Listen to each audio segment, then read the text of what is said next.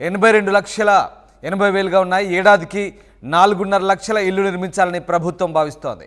5 ఏళ్లలో 22.5 లక్షల ఇల్లు నిర్మించే అవకాశం కనిపిస్తోంది. అధికారులకు లబ్ధిదారుల ఎంపిక సవాల్గా మారింది. ఇతర రాష్ట్రాల్లో గృహ నిర్మాణ పథకాలపై అమలు చేస్తున్న తీరును అధ్యయనం చేయాలంటూ అధికారులకు ప్రభుత్వం ఆదేశాలు ఇచ్చింది. దరఖాస్తులతో పోలిస్తే మంజూరు చేసే ఇళ్ల సంఖ్య తక్కువగా ఉండడంతో లాటరీ విధానంలో లబ్ధిదారులను ఎంపిక చేయాలని ప్రభుత్వానికి అధికారులు ప్రతిపాదనలు పంపారు.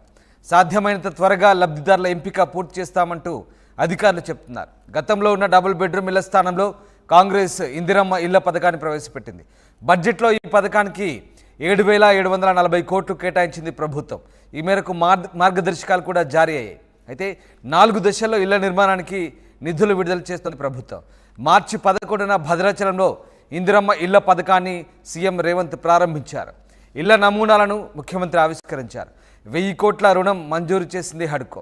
ఇక ఏడాదికి ప్రతి నియోజకవర్గానికి 3,500 ఇళ్ల చొప్పున మంజూరు చేయబోతున్నారు. ఆ టార్గెట్ పెట్టుకున్నారు. ఇక మిగిలిన 33,500 ఇళ్లను రిజర్వ్ కోటా కింద ఉంచాలని యోచిస్తున్నట్టుగా తెలుస్తుంది. మొత్తం మీద ఎన్నికల కోడ్ ముగియడంతో ఇందిరమ్మ ఇళ్ల పథకానికి సంబంధించి ప్రభుత్వం దృష్టి సారించింది. లబ్ధిదారుల ఎంపికకు సంబంధించి అధికారులకు ఆదేశాలు జారీ చేసినట్టుగా తెలుస్తోంది. అయితే ఇళ్ల కంటే లబ్ధిదారులు దరఖాస్తు చేసుకున్న వారు ఎక్కువగా ఉండడంతో లాటరీ పద్ధతిన తీయాలంటూ అధికారులు ప్రభుత్వానికి విజ్ఞప్తి చేసినట్టుగా తెలుస్తోంది. అయితే సాధ్యమైనంత త్వరగా లబ్ధిదారుల ఎంపిక పూర్తి చేస్తామంటూ అధికారులు అయితే చెప్తున్నారు. మధు జైన్ అవుతున్నారు. మధు, ఇందిరమ్మ ఇళ్ల పథకానికి సంబంధించి ప్రభుత్వం ఫోకస్ పెట్టినట్టుగా తెలుస్తోంది. ఓవరాల్గా లబ్ధిదారుల ఎంపిక ఏ రకంగా ఉండబోతుంది? అంటే దరఖాస్తులు చాలా ఎక్కువగా వచ్చాయి, కానీ ప్రభుత్వం ఇవ్వదలుచుకున్న ఇల్లు చాలా తక్కువగా ఉన్నాయి. సో ఏ రకంగా లబ్ధిదారుల ఎంపిక ఉండబోతుంది? ఎగ్జాక్ట్లీ గత ప్రభుత్వం 10 సంవత్సరాల పాలనలో నిర్మించినటువంటి డబుల్ బెడ్రూమ్ల సంఖ్య కంటే కూడా ఇప్పుడు ఎక్కువ సంఖ్యలో ఇళ్ల నిర్మాణం చేపట్టాలనేటువంటిది కాంగ్రెస్ ప్రభుత్వం భావిస్తూ ఉంది. అధికారం చేపట్టిన తర్వాతనే ఈ అంశానికి సంబంధించి ప్రత్యేకంగా భేటీ అయ్యారు అధికారులతో, కానీ ఉన్నతాధికారులతో. ఇదంతా కూడా డిపార్ట్మెంట్కి సంబంధించి నా మంత్రి పొంగులేటి శ్రీనివాస్ రెడ్డి ముఖ్యమంత్రి ఆదేశాలతో ఆయన భేటీ నిర్వహించారు. మొత్తం ఒక్కొక్క నియోజకవర్గానికి 3,500 చొప్పున ఈ ఇళ్ల నిర్మాణానికి సంబంధించినటువంటిది కేటాయించాలి. 119 నియోజకవర్గాలకు మిగతా 22,35,000 ఇళ్లను రిజర్వ్లో పెట్టాలి. వాటన్నిటిని లాటరీ పద్ధతిలో నిర్వహించాలి. అంటే ఒక్కొక్క నియోజకవర్గానికి సంవత్సరానికి 4,50,000 ఇళ్ల నిర్మాణం చేపట్టాలనేటువంటిది నిర్ణయం తీసుకున్నారు. 5 సంవత్సరాల్లో 22 లక్షల ఇళ్లను నిర్మించి ప్రజలకు, పేదలకు అందజేయాలి అనేటువంటిది నిర్ణయం తీసుకోవడం జరిగింది. కాకపోతే డబుల్ బెడ్రూమ్ పథకాన్ని పేరు మార్చారు. ఇందిరమ్మ ఇళ్ల పథకం కింద వీరు తెరపైకి తీసుకుంటున్నారు. ఈ పథకాన్ని అమలు చేయాలనేటువంటిది ప్రభుత్వం భావిస్తూ ఉంది. ఈ అంశంలో నియోజకవర్గాల వారీగా మళ్ళీ దరఖాస్తులు తీసుకున్నారు కాబట్టి వాటిని ఫిల్టరేషన్ చేసేటువంటి దిశగా ప్రభుత్వం దృష్టి పెడతా ఉంది. మొన్న ఏదైతే దరఖాస్తులు స్వీకరించారో 6 గ్యారెంటీలకు సంబంధించినటువంటి విషయంలో చాలా పెద్ద ఎత్తున ఇందిరమ్మ ఇళ్ల కోసం దరఖాస్తు చేసుకోవడం జరిగింది. మిగతా ప్రభుత్వ పథకాలతో పాటు ఈ ఇందిరమ్మ ఇళ్ల కోసం వచ్చినటువంటి ఇందిరమ్మ ఇంటి పథకం కోసమే అప్లై చేసుకున్న ఆశావాహులు 82 లక్షల పైగా ఆశావాహులు వచ్చినటువంటి పరిస్థితి. కానీ ప్రభుత్వ బడ్జెట్ 7,740 కోట్లను కేటాయించింది ఇందిరమ్మ ఇళ్ల కోసం.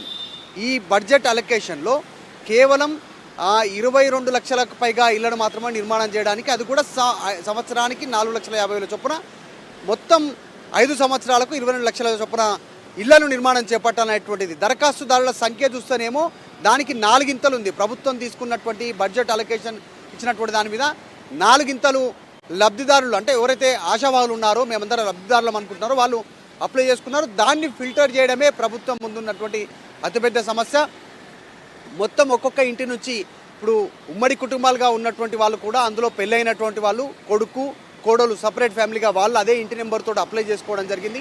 సో ఒక్కొక్క ఇంటి నుంచి కూడా డబల్ దరఖాస్తులు వచ్చినాయి. వాటిని మొదటగా వేరు చేసేటువంటి ప్రయత్నం చేస్తూ ఉన్నారు. తర్వాత దీంట్లో ఎవరు అసలైన లబ్ధిదారులు, ఎవరు అర్హులు ఈ పథకానికి అనేటువంటి దానిపైన మళ్ళీ ఎంక్వైరీ చేసే అవకాశం ఉంది. ఈ డబుల్ బెడ్రూమ్ ఇళ్ళకి సంబంధించినటువంటి పథకాన్ని ఇందిరమ్మ పథకం కింద అమలు చేస్తూ ఉన్నారు కాబట్టి, ఇందిరమ్మ ఇల్లు కింద ఇతర రాష్ట్రాల్లో అమలవుతున్నటువంటి ఇంటి నిర్మాణాలు ఎలా ఉన్నాయనేటువంటి దాన్ని కూడా ఒక బృందం ప్రత్యేకంగా వెళ్ళి పరిశీలించేటువంటి అవకాశం ఉంది. సో మొత్తానికి మళ్ళీ అతి త్వరలోనే దీనిపైన రివ్యూ ఉండే అవకాశం ఉంది. పాత డబుల్ బెడ్రూమ్ ఏవైతే ఉన్నాయో వాటిని కూడా రిపేర్ చేసి అందుబాటులోకి తీసుకురావాలనేటువంటి దిశగా కూడా ఆలోచన చేస్తూ ఉన్నారు. అధికారులు ఇప్పటికే ప్రభుత్వ పెద్దలకు, మంత్రులకు, ముఖ్యమంత్రికి ఇచ్చినటువంటి సూచన ఏంటంటే, దాంట్లో ఉన్నటువంటి కీలక అధికారులు గత డబుల్ బెడ్రూమ్ ఏ రకంగా అయితే లాటరీ పద్ధతిలో అమలు చేశారో అదే విధంగా అమలు చేస్తే ఎలాంటి వివాదాలకు తావుండదు. లేదు అంటే మాత్రం తన అనునాయులకు, తనకు సంబంధించినటువంటి వ్యక్తులకు, రాజకీయ పార్టీ నాయకులు, అధికారులు కేటాయించుకున్నటువంటి అపవాదం వస్తుంది. అలా కాకుండా లాటరీ పద్ధతిలో ఉండాలి అనేటువంటిది మిగతా ఇళ్ళకు సంబంధించినటువంటి దాంట్లో నిర్ణయం తీసుకున్నారు. త్వరలోనే దీనిపైన నిర్ణయం తీసుకునేటువంటి అవకాశం ఉంది. 7,740 కోట్లకు పైగా నిధులు ఆల్రెడీ అలొకేషన్ చేసింది రాష్ట్ర ప్రభుత్వం. కాబట్టి దీనికి సంబంధించిన విషయంలో చాలా ప్రతిష్టాత్మకంగా తీసుకుంది. డబుల్ బెడ్రూమ్ ఇళ్ళ అంశం ఏదైతే ఉందో గత ప్రభుత్వం తీవ్రమైనటువంటి అపవాదులు ఎదుర్కొంది, తీవ్రమైనటువంటి విమర్శలు ఎదుర్కొంది.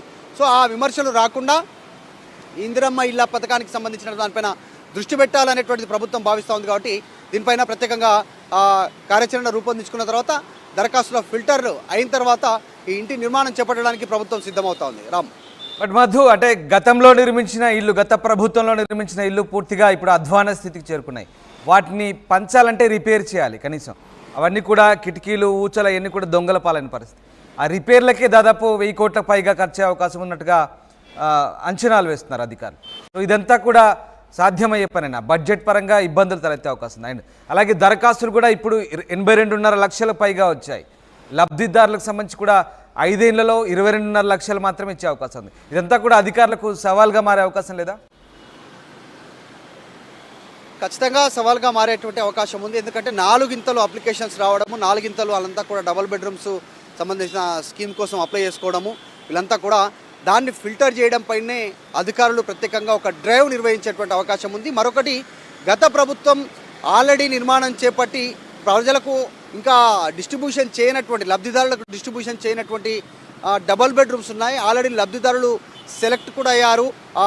లాటరీ పద్ధతిలో ఎవరెవరికి ఏ రూము, ఏ ఫ్లోర్లో కేటాయించాలో వారికి అలొకేషన్ కూడా అంటే ఆన్లైన్ లాటరీ పద్ధతి ద్వారా వారు సెలెక్ట్ అయ్యారు. కానీ అలొకేషన్ జరగలేదు, వారికి హ్యాండ్ ఓవర్ చేయలేదు. ఆ ఇళ్ల నిర్మాణానికి సంబంధించినటువంటి విషయంలో శిథిలావస్థలకు చేరుకుంటున్నాయి. వాటిని నీరు నిల్వ ఉండడం కావచ్చు, చుట్టుపక్కల పరిస్థితులు కరెక్ట్గా లేకపోవడం కావచ్చు, వీటన్నీ కాస్త ఇబ్బందికరంగా ఉన్నాయి.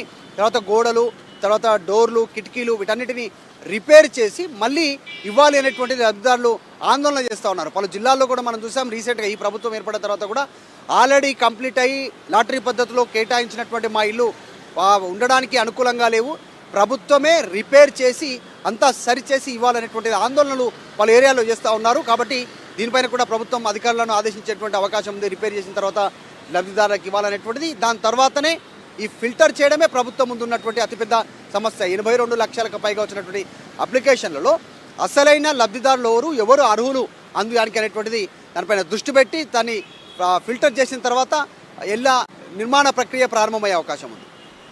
Right, yes, thanks for the update Madhu.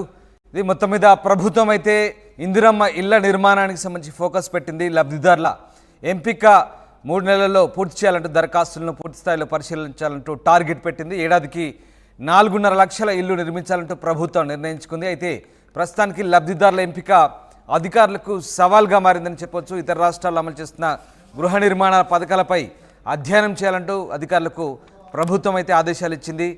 అయితే దరఖాస్తులతో పోలిస్తే మంజూరు చేసే ఇళ్ల సంఖ్య తక్కువగా ఉండడంతో లాటరీ విధానంలో లబ్ధిదారులను ఎంపిక చేయాలని ప్రభుత్వానికి అధికారులు ప్రతిపాదనలు పంపారు. సాధ్యమైనంత త్వరగా లబ్ధిదారుల ఎంపిక పూర్తి చేస్తామంటూ అధికారులు అయితే చెప్తున్నారు.